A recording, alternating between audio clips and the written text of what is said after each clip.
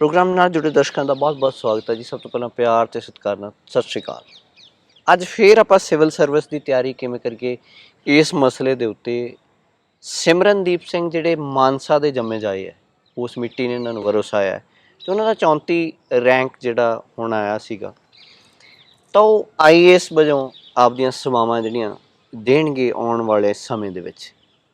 ਇਹ ਕਿਵੇਂ ਸਬੱਬ ਬਣਿਆ ਇੱਧਰ ਆਏ, ਕਿਵੇਂ ਸੋਚ ਬਣੀ? ਕਿਉਂਕਿ ਮਾਨਸਾ ਨੂੰ ਜੇਕਰ ਬਠਿੰਡਾ ਮਾਨਸਾ ਦੇਖੀਏ, ਬੇਸ਼ੱਕ ਹੁਣ ਇੰਟਰਨੈਟ ਦੀ ਦੁਨੀਆ ਨੇ ਸਾਰਾ ਕੁਝ ਇਕੱਠਾ ਕਰਤਾ, ਫਿਰ ਵੀ ਅਸੀਂ ਕਿਤੇ ਨਾ ਕਿਤੇ ਦੇਖਦੇ ਹਾਂ ਕਿ ਸਾਡੇ ਬੱਚਿਆਂ ਨੂੰ ਰਾਹ ਦਸੇਰਾ ਕੌਣ ਬਣਿਆ, ਕੌਣ ਹੌਸਲਾ ਬਣਿਆ, ਕਿਵੇਂ ਉਹਨਾਂ ਨੇ ਇਹ ਸਾਰੀ ਚੀਜ਼ ਚੁਣੀ। ਸਭ ਤੋਂ ਪਹਿਲਾਂ ਕਰਦੇ ਹਾਂ ਸਵਾਗਤ, ਫਿਰ ਜਾਣਦੇ ਹਾਂ। ਸਵਾਗਤ ਹੈ ਜੀ, ਸਤਿ ਸ਼੍ਰੀ ਅਕਾਲ। ਕੀ ਹਾਲ ਚਾਲ ਤੁਹਾਡਾ ਜੀ? ਬਸ ਠੀਕ ਹੋ? ਸਭ ਠੀਕ ਠਾਕ ਜੀ।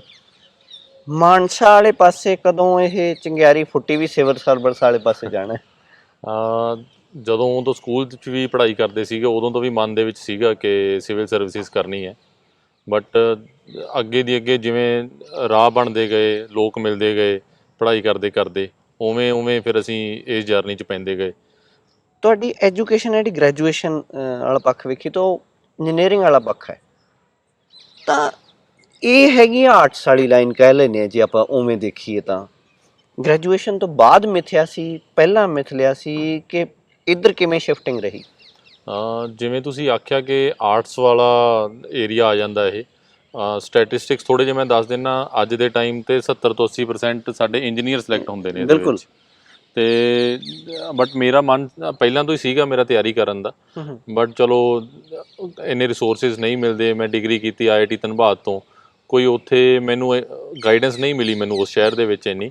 ਤਾਂ ਮੈਂ ਡਿਗਰੀ ਤੋਂ ਬਾਅਦ ਫਿਰ ਮੈਂ ਨੌਕਰੀ ਕੀਤੀ ਹਿੰਦੁਸਤਾਨ ਪੈਟਰੋਲੀਅਮ ਦੇ ਵਿੱਚ ਜੀ। ਅਤੇ ਉਹ ਨੌਕਰੀ ਦੇ ਨਾਲ ਨਾਲ ਫਿਰ ਮੈਨੂੰ ਕੁਝ ਦੋਸਤ ਮਿਲੇ ਚੰਗੇ ਜਿਹੜੇ ਤਿਆਰੀ ਕਰਦੇ ਸੀਗੇ, ਜਿਨ੍ਹਾਂ ਨੇ ਮੈਨੂੰ ਗਾਈਡ ਕੀਤਾ। ਫਿਰ ਘਰਦਿਆਂ ਦੀ ਪ੍ਰੇਰਨਾ ਬਹੁਤ ਜ਼ਿਆਦਾ ਰਹੀ ਕਿ ਇਹ ਫੀਲਡ ਵਧੀਆ, ਸੋਸ਼ਲ ਸਰਵਿਸ ਲਈ ਚੰਗਾ, ਆਪਦੇ ਸਟੇਟ ਲਈ, ਆਪਦੇ ਦੇਸ਼ ਲਈ ਅਸੀਂ ਕੰਟਰੀਬਿਊਟ ਕਰ ਸਕਦੇ ਹਾਂ ਇਹਦੇ ਵਿੱਚ ਆ ਕੇ। ਤਾਂ ਮੈਨੂੰ ਫਿਰ ਨੌਕਰੀ ਦੇ ਨਾਲ ਨਾਲ ਜ਼ਿਆਦਾ ਮੈਨੂੰ ਪੁਸ਼ ਮਿਲਿਆ ਕਿ ਇਸ ਦੀ ਤਿਆਰੀ ਕਰਨੀ ਚਾਹੀਦੀ ਹੈ। ਤੁਹਾਡਾ ਇੰਜੀਨੀਅਰਿੰਗ ਦਾ ਬੈਕਗਰਾਊਂਡ ਸੀ, ਜਦੋਂ ਕਿਸੇ ਨੇ ਕਹਿਤਾ ਵੀ ਆਹ ਚੰਗੀ ਚੀਜ਼ ਹੈ, ਸ਼ਿਫਟਿੰਗ ਕਿਵੇਂ ਰਹੀ ਜਦੋਂ ਬੰਦਾ ਇਹ 'ਚ ਉਤਰਦਾ? ਸਿਲੇਬਸ ਬਹੁਤ ਵੱਡਾ ਹੈ, ਏਰੀਆ ਬਹੁਤ ਵੱਡਾ ਹੈ, ਪਹਿਲਾਂ ਤਾਂ ਇਹ ਮਸਲਾ ਹੁੰਦਾ ਹੈ ਪੜ੍ਹਨਾ ਕੀ ਹੈ ਅਤੇ ਕੀ ਨਹੀਂ ਪੜ੍ਹਨਾ। ਇਹ ਕਿਵੇਂ ਰਿਹਾ ਸਫ਼ਰ? ਦੇਖੋ, UPSC ਦਾ ਆਪਾਂ ਜਦੋਂ ਸਿਲੇਬਸ ਦੇਖਦੇ ਹਾਂ, ਸਿਲੇਬਸ ਦੇ ਵਿੱਚ ਪਹਿਲੀ ਗੱਲ ਸਭ ਇਹੀ ਕਹਿੰਦੇ ਨੇ ਕਿ ਸਿਲੇਬਸ ਬਹੁਤ ਜ਼ਿਆਦਾ, ਠੀਕ ਹੈ, ਕਿ ਜਿੰਨਾ ਸਬਜੈਕਟ, ਜਿਹੜਾ ਵੀ ਸਬਜੈਕਟ ਤੁਸੀਂ ਸੋਚ ਸਕਦੇ ਹੋ ਉਹ ਸਬਜੈਕਟ ਤੋਂ ਇਹਦੇ ਵਿੱਚ ਪੁੱਛਿਆ ਜਾਊਗਾ। ਅਤੇ ਬਟ ਕਿਤੇ ਤਾਂ ਨਾ ਕਿਤੇ ਤਾਂ ਸ਼ੁਰੂਆਤ ਆਪਾਂ ਨੂੰ ਕਰਨੀ ਪੈਂਦੀ ਹੈ। ਤਾਂ ਉਸ ਨੂੰ ਇੱਕ ਤਰੀਕਾ ਬਣਾ ਕੇ, ਉਹਦਾ ਇੱਕ ਸਿਸਟਮ ਬਣਾ ਕੇ ਕਿ ਜਿਹੜੀ ਚੀਜ਼ ਤੁਹਾਨੂੰ ਪਹਿਲਾਂ ਇੰਟਰਸਟਿੰਗ ਲੱਗਦੀ ਹੈ ਪਹਿਲਾਂ ਉਹ ਸਬਜੈਕਟ ਤੋਂ ਸਟਾਰਟ ਕਰ ਲਓ। ਉਸ ਤੋਂ ਬਾਅਦ ਹੌਲੀ ਹੌਲੀ ਇੱਕ ਇੱਕ ਕਰਕੇ ਸਾਰੇ ਸਬਜੈਕਟਸ ਕਵਰ ਕਰਦੇ ਰਹੋ। ਅਤੇ ਉਸ ਤੋਂ ਸਭ ਬਾਅਦ ਇੱਕ ਇੰਪੋਰਟੈਂਟ ਪੁਆਇੰਟ ਇਹ ਆਉਂਦਾ ਇਸ ਦੇ ਵਿੱਚ, ਇੱਕ ਚੁਣਵਾਂ ਵਿਸ਼ਾ ਤੁਸੀਂ ਦੇਖਣਾ ਹੁੰਦਾ, ਆਪਸ਼ਨਲ ਸਬਜੈਕਟ ਜਿਸ ਨੂੰ ਕਹਿ ਦਿੰਦੇ ਆ, ਕੀ ਲੈਣਾ। ਉਹ ਫਿਰ ਜਾਂ ਤਾਂ ਆਪਦੇ ਇੰਟਰਸਟ ਦੇ ਹਿਸਾਬ ਨਾਲ ਲੈ ਲਓ, ਜਾਂ ਹੋਰ ਬਹੁਤ ਫੈਕਟਰਸ ਹੁੰਦੇ ਨੇ ਜਿਨ੍ਹਾਂ ਨੂੰ ਆਪਾਂ ਦੇਖਦੇ ਹੋਏ ਉਹ ਚੋਣਵਾਂ ਵਿਸ਼ਾ ਚੂਜ਼ ਕਰੀਏ। ਉਹ ਇੱਕ ਕਾਫੀ ਵੱਡਾ ਫੈਕਟਰ ਹੁੰਦਾ ਸਾਡਾ ਕਿ ਸਾਨੂੰ ਕਿੰਨੇ ਕੁ ਨੰਬਰ ਇਹਦੇ ਵਿੱਚ ਆ ਸਕਦੇ ਨੇ। ਅਤੇ ਆਪਸ਼ਨਲ 'ਚ ਜੇ ਚੰਗੇ ਨੰਬਰ ਆਉਣ ਤਾਂ ਰੈਂਕ ਵੀ ਚੰਗੀ ਆ ਜਾਂਦੀ ਹੈ ਅਤੇ ਸਰਵਿਸ ਵੀ ਚੰਗੀ ਮਿਲ ਜਾਂਦੀ ਹੈ ਸਾਨੂੰ। ਕੋਚਿੰਗ ਵਾਲਾ ਪੱਖ ਕਿਵੇਂ ਰਿਹਾ? ਕੋਚਿੰਗ ਲਈ ਕਿ ਨਹੀਂ ਲਈ? ਕੋਚਿੰਗ ਲਈ ਹੈ ਮੈਂ ਕੋਚਿੰਗ ਵੀ, ਬਟ ਮੈਨੂੰ ਹੁਣ ਚਲੋ ਹਾਈਂਡਸਾਈਡ 'ਚ ਜੇ ਆਪਾਂ ਦੇਖੀਏ, ਹੁਣ ਪਿੱਛੇ ਝਾਤੀ ਮਾਰ ਕੇ ਦੇਖੀਏ, ਤਾਂ ਕੋਚਿੰਗ ਦਾ ਆਪਾਂ ਕਹਿ ਸਕਦੇ ਹਾਂ 20% ਯੋਗਦਾਨ ਹੋਊਗਾ। 20 ਤੋਂ ਬਾਅਦ ਬਾਕੀ ਸਾਰਾ ਤੁਹਾਡੀ ਸੈਲਫ ਸਟੱਡੀ 'ਤੇ ਹੈ। ਜੇ ਸੈਲਫ ਸਟੱਡੀ ਨਾ ਕੀਤੀ ਤੁਸੀਂ ਤਾਂ ਇਕੱਲੀ ਕੋਚਿੰਗ ਵੀ ਕੁਛ ਨਹੀਂ ਕਰ ਪਾਊਗੀ। ਅਤੇ ਜਿੰਨਾ ਟਾਈਮ ਦੇ ਸਕਦੇ ਹੋ ਪੜ੍ਹਾਈ ਲਈ ਓਨਾ ਦਿਓ। ਜੇ 8 ਘੰਟੇ ਵੀ ਸਫੀਸ਼ੀਐਂਟ ਨੇ ਪੜ੍ਹਨ ਲਈ, 10 ਘੰਟੇ ਵੀ ਸਫੀਸ਼ੀਐਂਟ ਨੇ, 12 ਵੀ ਸਫੀਸ਼ੀਐਂਟ ਨੇ, ਬਟ ਉਹਦੇ ਵਿੱਚ ਤੁਸੀਂ ਕੰਟੀਨਿਊਟੀ ਬਣਾ ਕੇ ਰੱਖੋ, ਠੀਕ ਹੈ। ਇਹ ਨਹੀਂ ਹੈਗਾ ਤੁਸੀਂ 3 ਦਿਨ ਪੜ੍ਹ ਲਏ, 3 ਦਿਨ ਫਿਰ ਮੌਜ 'ਤੇ ਲਾ ਦਿੱਤੀ। ਕੰਟੀਨਿਊਟੀ ਰੱਖੋ। ਜੇ ਹਰ ਰੋਜ਼ ਦਾ ਤੁਸੀਂ 10 ਘੰਟੇ ਸੋਚਿਆ ਹੋਇਆ ਤਾਂ 10 ਘੰਟੇ ਸਫੀਸ਼ੀਐਂਟ ਨੇ, ਕਾਫੀ ਤੁਹਾਡੀ ਪੜ੍ਹਾਈ ਹੋ ਜੂਗੀ 10 ਘੰਟਿਆਂ ਦੇ ਵਿੱਚ। ਐਵੇਂ ਨਾ ਤੁਸੀਂ ਬਰਡਨ ਲਓ ਕਿ ਜੀ 18 ਘੰਟੇ ਪੜ੍ਹ ਕੇ ਪੇਪਰ ਹੋਣਾ। ਸਿੰਪਲ ਰੱਖੋ ਚੀਜ਼ਾਂ ਨੂੰ। ਨੀਂਦ ਵੀ ਬਹੁਤ ਜ਼ਰੂਰੀ ਹੈ, ਆਪਦੀ ਨੀਂਦ ਵੀ ਪੂਰੀ ਕਰੋ, ਬਟ ਅਤੇ ਨਾਲ ਨਾਲ ਆਪਦਾ ਪੜ੍ਹਾਈ ਇੱਕ ਸਿਸਟਮੈਟਿਕ ਤਰੀਕੇ ਨਾਲ ਕਰਦੇ ਰਹੋ ਆਪਦੀ। UPSC ਕੀ ਡਿਮਾਂਡ ਕਰਦੀ ਹੈ? ਤੁਹਾਨੂੰ 3 ਵਾਰੀ ਮੌਕਾ ਮਿਲਿਆ ਬੈਠਣ ਦਾ, ਤੀਜੀ ਵਾਰ ਆ ਕੇ ਤੁਸੀਂ ਸਫਲ ਹੋਏ ਹੋ, ਤੁਹਾਨੂੰ ਕੀ ਲੱਗਦਾ UPSC ਦੀ ਡਿਮਾਂਡ ਕੀ ਹੈ? ਪੇਪਰ ਨੂੰ ਜੇ ਆਪਾਂ ਦੇਖੀਏ, ਪੂਰਾ ਪ੍ਰੋਸੈਸ ਲੰਬਾ ਕਾਫੀ ਹੈ। ਸਟਾਰਟ ਕਰਦੇ ਹਾਂ ਆਪਾਂ ਪਹਿਲਾਂ ਪ੍ਰੀਲਿਮਿਨਰੀ ਐਗਜ਼ਾਮੀਨੇਸ਼ਨ। ਉਹਦੇ ਵਿੱਚ 2 ਪੇਪਰ ਹੁੰਦੇ ਨੇ। ਪਹਿਲਾ ਹੁੰਦਾ GS ਦਾ ਪੇਪਰ ਕਹਿ ਦਿੰਦੇ ਹਾਂ, ਪੇਪਰ 1 ਹੁੰਦਾ ਉਹ। ਫਿਰ ਇੱਕ CSET ਹੁੰਦਾ, ਉਹ ਪੇਪਰ 2 ਹੁੰਦਾ। ਜੀਐਸ ਦੇ ਵਿੱਚ ਜ਼ਿਆਦਾਤਰ ਆਪਾਂ ਕਹਿ ਦਈਏ ਜਨਰਲ ਨੌਲੇਜ ਟਾਈਪ ਦੇ ਕੁਐਸਚਨਸ ਆਉਂਦੇ ਨੇ ਤੇ ਮਤਲਬ ਸੱਚ ਆਖੀਏ ਪੇਪਰ ਸੌਖਾ ਤਾਂ ਬਿਲਕੁਲ ਵੀ ਨਹੀਂ ਹੁੰਦਾ, ਠੀਕ ਹੈ। ਬਟ ਜੇ ਆਪਾਂ ਟ੍ਰੈਂਡ ਦੇਖੀਏ ਉਹਦੇ ਵਿੱਚੋਂ ਜਿੰਨੇ ਕੁ ਪਾਸਿੰਗ ਮਾਰਕਸ ਆਪਾਂ ਨੂੰ ਚਾਹੀਦੇ ਹੁੰਦੇ ਨੇ ਉਨੇ ਕੁਐਸਚਨ ਹਰ ਸਾਲ ਅਟੈਂਪਟ ਕਰਨ ਯੋਗ ਹੁੰਦੇ ਨੇ। ਬਟ ਆਪਾਂ ਜਿਹੜੇ ਅਟੈਂਪਟ ਕਰਨ ਵਾਲੇ ਨਹੀਂ ਹੁੰਦੇ ਆਪਾਂ ਉਹਨਾਂ ਨੂੰ ਦੇਖ ਕੇ ਡਰ ਜਾਂਦੇ ਹਾਂ ਕਿ ਪੇਪਰ ਬਹੁਤ ਹੀ ਜ਼ਿਆਦਾ ਔਖਾ ਆ ਰਿਹਾ ਇਹਨਾਂ ਟਾਈਮ ਦੇ ਵਿੱਚ। ਤਾਂ ਉਹਦੇ ਵਿੱਚ ਥੋੜ੍ਹਾ ਜਿਹਾ ਮਤਲਬ ਜਿਹੜਾ 2-3 ਘੰਟੇ ਆਪਾਂ ਪੇਪਰ ਦੇ ਵਿੱਚ ਲਗਾ ਰਹੇ ਹਾਂ ਉਦੋਂ ਆਪਣਾ ਮਾਈਂਡ ਫਰੈਸ਼ ਹੋਵੇ, ਉਦੋਂ ਕਿਸੇ ਤਰੀਕੇ ਦਾ ਬੋਝ ਨਾ ਹੋਵੇ ਸਾਡੇ ਮਨ 'ਤੇ ਚੀਜ਼ਾਂ ਨੂੰ ਆਪਣਾ ਰੀਕਲੈਕਟ ਜਲਦੀ ਕਰ ਸਕੀਏ ਅਸੀਂ। ਜਿਵੇਂ ਕੁਐਸਚਨ ਆ ਰਹੇ ਨੇ ਕੋਈ ਤਾਂ ਜਲਦੀ ਤੋਂ ਜਲਦੀ ਉਹਨੂੰ ਆਪਾਂ ਰੀਕਲੈਕਟ ਕਰੀਏ ਕਿ ਕਿੱਥੇ ਪੜ੍ਹਿਆ ਸੀ, ਕੀ ਪੜ੍ਹਿਆ ਸੀ। ਉਹਦੇ ਲਈ ਆਪਾਂ ਰਿਵੀਜ਼ਨਸ ਜਿੰਨੀਆਂ ਵੱਧ ਤੋਂ ਵੱਧ ਕੀਤੀਆਂ ਹੋਣਗੀਆਂ ਤਾਂ ਆਪਣੀ ਉੱਥੇ ਮਦਦ ਹੁੰਦੀ ਹੈ। ਇੱਕ ਬੰਦੇ ਦੇ ਸਬਜੈਕਟਸ ਨੂੰ ਜਿਹੜੀ ਲੈ ਕੇ ਜਾਂ ਕਿਤਾਬਾਂ ਨੂੰ ਲੈ ਕੇ ਕੋਈ ਰੈਫਰੈਂਸ ਹੁੰਦੇ ਆ ਵੀ ਆਹ ਕਿਤਾਬਾਂ ਠੀਕ ਰਹੀਆਂ, ਆਹ ਕਿਤਾਬਾਂ ਠੀਕ ਹੈ, ਕਈ ਧਾਰਨਾਵਾਂ ਵੀ ਹੈ, ਕਈ ਸ਼ੰਕੇ ਵੀ ਹੈ। ਇਹ ਕਿਤਾਬਾਂ ਵਾਲੇ ਮਸਲੇ ਨੂੰ ਤੁਸੀਂ ਕਿਵੇਂ ਦੇਖਦੇ ਹੋ? ਕਿਹੜੀਆਂ ਕਿਤਾਬਾਂ ਰੈਫਰ ਵੀ ਕੋਈ ਕਰਨਾ ਚਾਹੋ? ਮੈਂ ਆਪਣੀ ਇੱਕ ਲਿਸਟ ਬਣਾਈ ਹੋਈ ਹੈ ਰੈਫਰੈਂਸ ਬੁੱਕਸ ਦੀ, ਠੀਕ ਹੈ। ਉਹ ਮੈਂ ਔਨਲਾਈਨ ਵੀ ਸ਼ੇਅਰ ਕੀਤੀ ਹੋਈ ਹੈ ਤੇ ਬਟ ਮੈਂ ਕਦੇ ਵੀ ਕਿਸੇ ਨੂੰ ਐਡਵਾਈਸ ਨਹੀਂ ਕਰਦਾ ਕਿ ਮੇਰੀ ਬੁੱਕਸ ਨੂੰ ਤੁਸੀਂ ਰੈਫਰ ਕਰੋ। ਜਿਹੜੀ ਮੈਂ ਲਿਸਟ ਬਣਾਈ ਹੋਈ ਹੈ ਜੀ, ਤੁਸੀਂ ਕੋਈ ਵੀ ਇੱਕ ਬੁੱਕ ਲਿਸਟ ਲੈ ਲਓ, ਕਿਸੇ ਵੀ ਮੰਨ ਲਓ ਹਰੇਕ ਟੌਪਰ ਨੇ ਆਪਦੀ ਬੁੱਕ ਲਿਸਟ ਸ਼ੇਅਰ ਕੀਤੀ ਹੁੰਦੀ ਹੈ, ਇੱਕ ਬੁੱਕ ਲਿਸਟ ਚੱਕੋ, ਉਸੇ ਤੇ ਫਿਕਸ ਰਹੋ। ਇਹ ਨਾ ਹੋਵੇ ਕਿ ਮੈਂ ਤੁਹਾਨੂੰ ਕੋਈ ਬੁੱਕ ਲਿਸਟ ਕਹਿਤਾ ਫਿਰ ਤੁਸੀਂ ਮਹੀਨੇ ਬਾਅਦ ਕਿਸੇ ਹੋਰ ਦੀ ਦੇਖ ਲਈ ਉਸ 'ਤੇ ਸ਼ਿਫਟ ਹੋ ਗਏ, ਜਾਂ ਤੁਸੀਂ ਪਹਿਲਾਂ ਕੋਈ ਫੋਲੋ ਕਰ ਰਹੇ ਹੋ ਕਿਸੇ ਦੀ ਤਾਂ ਮੇਰੀ ਬੁੱਕ ਲਿਸਟ ਦੇਖ ਕੇ ਉਸ 'ਤੇ ਸ਼ਿਫਟ ਹੋ ਗਏ। ਇੱਕ ਬੁੱਕ ਲਿਸਟ ਲਓ, ਉਸੇ ਨੂੰ ਵਾਰ-ਵਾਰ ਰਿਵਾਈਜ਼ ਕਰਦੇ ਰਹੋ ਤੇ ਜਿੰਨਾ ਵੱਧ ਵਾਰ ਰਿਵਾਈਜ਼ ਕਰੋਗੇ ਓਨਾ ਹੀ ਬੈਟਰ ਰਹੂਗਾ ਰੈਦਰ ਦੈਨ ਕਿ ਤੁਸੀਂ ਇੱਕੋ ਸਬਜੈਕਟ ਦੀਆਂ 3 ਬੁੱਕਸ ਪੜ੍ਹੋ। ਹਰ ਇਨਸਾਨ ਜਦੋਂ ਸਲੋ ਫੇਜ਼ ਆ ਜਾਂਦਾ ਹੈ, ਤੁਸੀਂ 2 ਵਾਰ ਨਹੀਂ ਸਫਲ ਹੋ ਸਕੇ, ਹੁਣ ਬਿਹਤਰ ਰੈਂਕ ਆਇਆ, ਉਹਨਾਂ 2 ਜਿਹੜੇ ਸਾਲ ਸੀ ਜਾਂ 2 ਵਾਰੀਆਂ ਸੀ ਜਿਹੜੀਆਂ, ਉਹਨਾਂ 'ਚ ਆਪਦੇ ਆਪ ਨੂੰ ਕਿਵੇਂ ਬਣਾ ਕੇ ਰੱਖਿਆ ਤੇ ਉਹ ਤੁਹਾਡੇ ਲਈ ਕਿਵੇਂ ਰਹੇ? ਦੇਖੋ ਸਮਾਂ ਉਹ ਸੌਖਾ ਤਾਂ ਆਪਾਂ ਨਹੀਂ ਕਹਿ ਸਕਦੇ, ਸੌਖਾ ਨਹੀਂ ਹੁੰਦਾ ਉਹ। ਅਤੇ ਬਹੁਤੇ ਐਸਪੀਰੈਂਟਸ ਨਾਲ ਇਹ ਵੀ ਹੁੰਦਾ ਕਿ ਉਹ ਬਾਕੀ ਸਾਰੀਆਂ ਚੀਜ਼ਾਂ ਛੱਡ ਕੇ ਇਕੱਲੇ ਹੀ ਇੱਧਰ ਤਿਆਰੀ ਵੱਲ ਲੱਗੇ ਹੁੰਦੇ ਨੇ ਅਤੇ ਜਦੋਂ 1 ਅਟੈਂਪਟ 2 ਅਟੈਂਪਟ 3 ਅਟੈਂਪਟ ਨਿਕਲ ਜਾਂਦੇ ਨੇ, ਜਦੋਂ ਸਿਲੈਕਸ਼ਨ ਨਹੀਂ ਹੁੰਦੀ ਤਾਂ ਉਦੋਂ ਮਾਨਸਿਕ ਦਬਾਅ ਵੀ ਆਉਂਦਾ ਉਹਨਾਂ 'ਤੇ। ਤਾਂ ਮੇਰੇ ਨਾਲ ਥੋੜ੍ਹਾ ਮੈਂ ਇਸ ਤਰੀਕੇ ਨਾਲ ਮੈਨੇਜ ਕੀਤਾ ਹੋਇਆ ਸੀਗਾ ਕਿ ਇੱਕ ਤਾਂ ਮੈਨੂੰ ਘਰੋਂ ਸਪੋਰਟ ਸੀਗੀ ਕਿ ਉਹਨਾਂ ਵੱਲੋਂ ਕਲੀਅਰ ਸੀਗਾ ਕਿ ਕੋਈ ਗੱਲ ਨਹੀਂ, ਤੂੰ ਤਿਆਰੀ ਕਰਨਾ ਚਾਹੁੰਦਾ ਤਾਂ ਕਰ। ਮਾਪਿਆਂ ਵੱਲੋਂ, ਮੇਰੀ ਘਰਵਾਲੀ ਵੱਲੋਂ, ਠੀਕ ਹੈ, ਸਾਰਿਆਂ ਨੇ ਮੈਨੂੰ ਰੱਜ ਕੇ ਸਪੋਰਟ ਕੀਤਾ ਮੇਰੀ ਇਸ ਜਰਨੀ ਦੇ ਵਿੱਚ। ਉਸ ਤੋਂ ਬਿਨਾਂ ਮੈਂ ਨਾਲ ਨੌਕਰੀ ਵੀ ਕਰਦਾ ਸੀ ਤਾਂ ਫਾਈਨੈਂਸ਼ੀਅਲੀ ਮੈਂ ਕਿਸੇ 'ਤੇ ਬਰਡਨ ਨਹੀਂ ਪਾਇਆ ਕਿ ਮੈਨੂੰ ਤਿਆਰੀ ਲਈ ਜਾਂ ਪੈਸੇ ਚਾਹੀਦੇ ਨੇ, ਕਦੇ ਬੁੱਕਸ ਖਰੀਦਣੀਆਂ ਨੇ, ਕਦੇ ਕੋਈ ਔਨਲਾਈਨ ਕੋਚਿੰਗ ਲੈਣੀ ਹੈ। ਮੈਂ ਉਸ ਦਾ ਵੀ ਮੈਂ ਆਪਦੇ ਆਪ 'ਤੇ ਹੀ ਰੱਖਿਆ। ਤਾਂ ਮੇਰੇ ਕੋਲ ਹਮੇਸ਼ਾ ਇੱਕ ਪਲਾਨ ਬੀ ਸੀਗਾ। ਇਸ ਕਰਕੇ ਮੇਰੇ ਮਨ 'ਤੇ ਕਦੇ ਇਹ ਬੋਝ ਨਹੀਂ ਪਿਆ ਕਿ ਚਲੋ 1 ਅਟੈਂਪਟ ਨਹੀਂ ਹੋਇਆ, ਚਲੋ ਸੈਕਿੰਡ ਅਟੈਂਪਟ ਨਹੀਂ ਹੋਇਆ, 6 ਅਟੈਂਪਟਸ ਹੈਗੀਆਂ ਨੇ, ਬਾਕੀ 32 ਸਾਲ ਤੱਕ ਵੈਸੇ ਦੇ ਸਕਦੇ ਹਾਂ। ਤਾਂ ਉਹ ਕੋਸ਼ਿਸ਼ ਕਰਨਾ ਚਾਹੀਦਾ ਕਿ ਇਸ ਤਣਾਅ ਤੋਂ ਮੁਕਤ ਹੋ ਕੇ ਹੀ ਆਪਾਂ ਤਿਆਰੀ ਕਰੀਏ। ਇੱਕ ਚੀਜ਼ ਸਿਮਰਨ ਜੀ ਇਹ ਵੀ ਹੁੰਦੀ ਹੈ ਵੀ ਨੌਕਰੀ ਮਿਲੀ ਵੀ ਹੈ ਯਾਰ, ਕਾਹਨੂੰ ਮੱਥਾ ਮਾਰਦੇ ਆ, ਇਹ ਚੀਜ਼ ਤੋਂ ਕਿਵੇਂ ਬਚਾ ਰਿਹਾ? ਇਸ ਚੀਜ਼ ਤੋਂ ਤਾਂ ਦੇਖੋ ਮੋਟੀਵੇਸ਼ਨ ਚਾਹੀਦੀ ਹੈ ਤੁਹਾਨੂੰ। ਘਰ ਵਾਲੀ ਗੱਲ ਕੀਤੀ, ਅਗਲਾ ਕਹਿੰਦਾ ਕਿਤਾਬਾਂ ਨਾਲ ਹੀ ਵਿਆਹ ਕਰਾ ਲੈਣਾ ਸੀ ਫਿਰ। ਨਹੀਂ ਦੇਖੋ, ਉਹਦੇ ਲਈ ਮੋਟੀਵੇਸ਼ਨ ਚਾਹੀਦੀ ਹੈ। ਫਿਰ ਉਹੀ ਗੱਲ ਆ ਜਾਂਦੀ ਹੈ ਕਿ ਪਰਿਵਾਰ ਵੱਲੋਂ ਵੀ ਤੁਹਾਨੂੰ ਮੋਟੀਵੇਸ਼ਨ ਮਿਲਣੀ ਚਾਹੀਦੀ ਹੈ। ਤੁਹਾਡੇ ਦੋਸਤ ਉਹ ਜਿਹੇ ਹੋਣੇ ਚਾਹੀਦੇ ਨੇਗੇ ਜਿਹੜੇ ਆਪ ਹੀ ਜਾਂ ਤਾਂ ਤਿਆਰੀ ਕਰਦੇ ਹੋਣ ਜਾਂ ਤੁਹਾਨੂੰ ਅੱਗੇ ਵਧਾਉਂਦੇ ਹੋਣ ਕਿ ਤੁਸੀਂ ਤਿਆਰੀ ਕਰੋ ਇਸ ਚੀਜ਼ ਦੀ, ਰੈਦਰ ਦੈਨ ਕਿ ਜਿਹੜੀ ਜੋਬ 'ਚ ਹੈਗੀਆਂ ਕੰਫਰਟੇਬਲ ਆ। ਹੁੰਦਾ ਹੀ ਹੈ, ਭਾਵਕ ਹੈ ਕਿ ਸੰਭਾਵਿਕ ਹੈ ਕਿ ਜਦੋਂ ਤਨਖਾਹ ਆਉਣ ਲੱਗ ਜਾਂਦੀ ਹੈ ਬੰਦਾ ਸੌਖਾ ਫੀਲ ਕਰਦਾ, ਆਪਦੀਆਂ ਜ਼ਰੂਰਤਾਂ ਪੂਰੀਆਂ ਕਰਨ ਲੱਗ ਜਾਂਦੇ ਆ ਜਦੋਂ, ਫਿਰ ਪਰਿਵਾਰ ਵੱਧ ਜਾਂਦਾ, ਫਿਰ ਉਹਨਾਂ ਵੱਲ ਧਿਆਨ ਚਲਾ ਜਾਂਦਾ। ਬਟ ਆਪਦਾ ਟੀਚਰ ਜੇ ਸਾਹਮਣੇ ਹੋਵੇ ਤਾਂ ਮੇਰੇ ਖਿਆਲ ਨਾਲ ਬੰਦਾ ਆਪ ਹੀ ਮੋਟੀਵੇਟਡ ਰਹਿੰਦਾ। ਤੁਹਾਡੇ ਕੋਈ ਪਿਛੋਕੜ ਦੇ ਵਿੱਚ ਸਿਵਲ ਸਰਵਿਸ ਦੇ ਵਿੱਚ ਸੀ ਜ਼ਰੂਰ ਸੀ। ਬਟ ਜਿਵੇਂ ਹੁਣ ਲਗਾ ਲਓ 10ਵੀਂ ਤੱਕ ਸਰਦੂਲਗੜ੍ਹ ਵਿੱਚ ਪੜ੍ਹਾਈ ਕੀਤੀ ਮੈਂ, ਅਤੇ ਉਸ ਤੋਂ ਬਾਅਦ ਫਿਰ ਇੰਜੀਨੀਅਰਿੰਗ ਵੱਲ ਚਲਾ ਗਿਆ।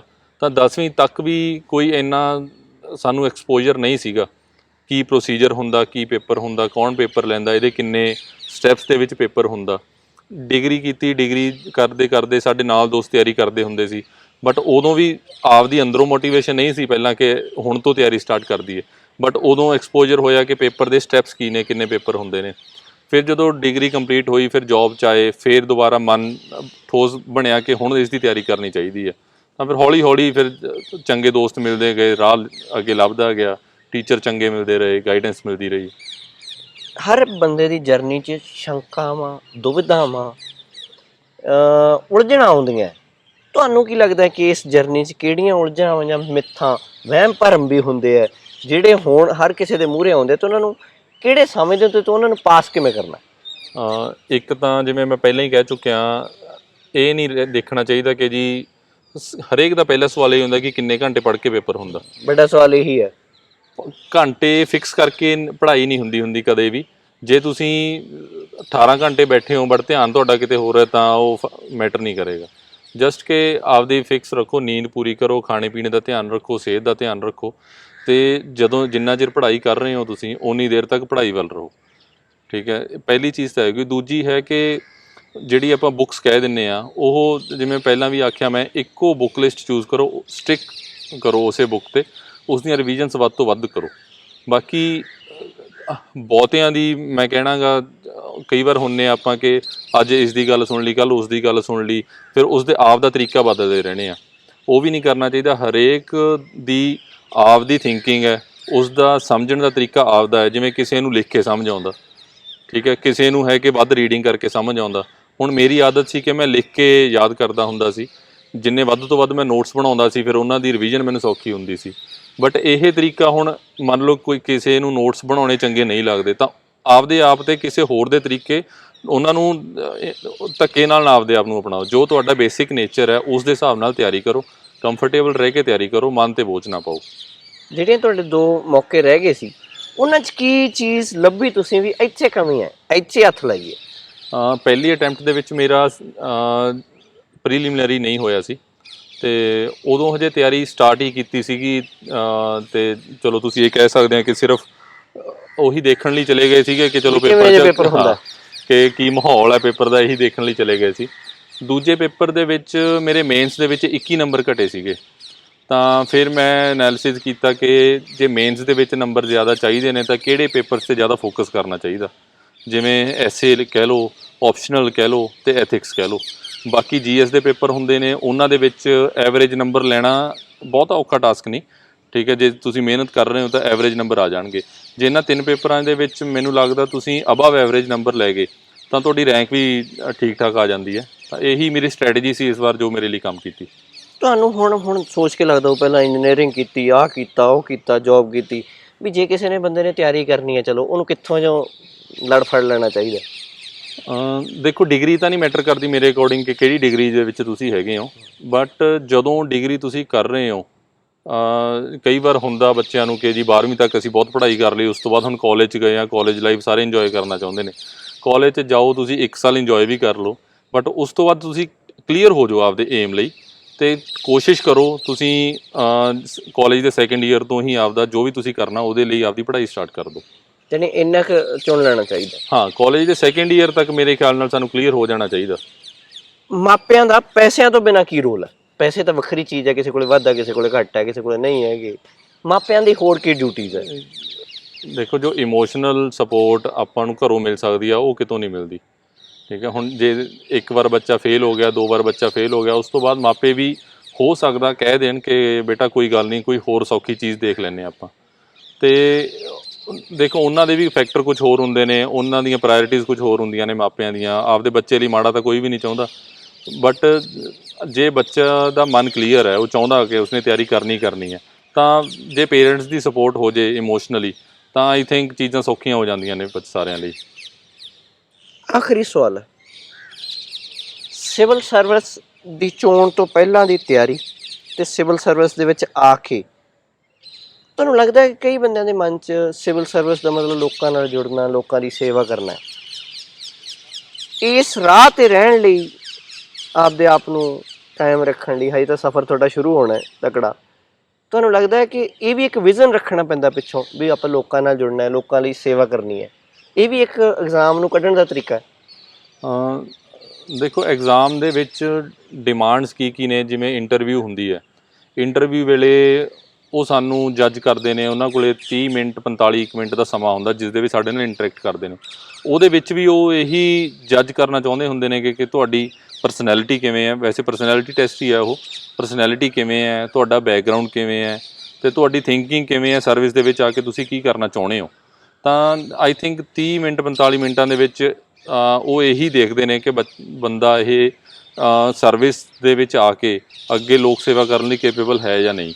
ਅਤੇ ਸਰਵਿਸ ਦੇ ਵਿੱਚ ਆਉਣ ਤੋਂ ਬਾਅਦ ਵੀ ਇਸ ਚੀਜ਼ ਲਈ ਮੋਟੀਵੇਟਿਡ ਰਹਿਣਾ ਪੈਂਦਾ ਬਿਲਕੁਲ, ਗਰਾਊਂਡਡ ਰੱਖਣਾ ਪੈਂਦਾ, ਆਪਦੇ ਆਪ ਨੂੰ ਲੋਕਾਂ ਨਾਲ ਜੁੜੇ ਰਹਿਣਾ ਪੈਂਦਾ। ਉਹ ਬਹੁਤ ਵੱਡੀ ਗੱਲ ਹੈ ਕਿ ਸਰਵਿਸ ਤੋਂ ਪਹਿਲਾਂ ਤੇ ਸਰਵਿਸ ਤੋਂ ਬਾਅਦ 'ਚ ਸਾਡੇ ਆਪ ਦੀ ਜਿਹੜਾ ਬੇਸਿਕ ਨੇਚਰ ਉਹਦੇ ਵਿੱਚ ਵੀ ਫਰਕ ਨਾ ਆਵੇ। ਇਹਦੇ ਲਈ ਵੀ ਸਾਨੂੰ ਹਜੇ ਵੀ ਮਿਹਨਤ ਕਰਨੀ ਤੁਸੀਂ ਪੈਂਦੀ ਹੈ। ਭਾਸ਼ਾ ਕਿਹੜੀ ਚੂਜ਼ ਕੀਤੀ ਸੀ?